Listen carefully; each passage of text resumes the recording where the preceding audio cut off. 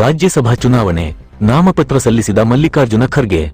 ಬೆಂಗಳೂರು ರಾಜ್ಯಸಭಾ ಚುನಾವಣೆಗೆ ಕಾಂಗ್ರೆಸ್ ರಾಷ್ಟ್ರೀಯ ಅಧ್ಯಕ್ಷರಾದ ಮಲ್ಲಿಕಾರ್ಜುನ ಖರ್ಗೆ ಅವರು ಇಂದು ಅಧಿಕೃತವಾಗಿ ತಮ್ಮ ನಾಮಪತ್ರ ಸಲ್ಲಿಸಿದ್ದಾರೆ. ವಿಧಾನಸೌಧದಲ್ಲಿರುವ ಚುನಾವಣಾ ಅಧಿಕಾರಿಯ ಕಚೇರಿಗೆ ತೆರಳಿದ ಅವರು ಮುಂಬರುವ ರಾಜ್ಯಸಭಾ ಚುನಾವಣೆ ಅಭ್ಯರ್ಥಿಯಾಗಿ ತಮ್ಮ ನಾಮಪತ್ರ ದಾಖಲೆಗಳನ್ನು ಹಸ್ತಾಂತರಿಸಿದರು.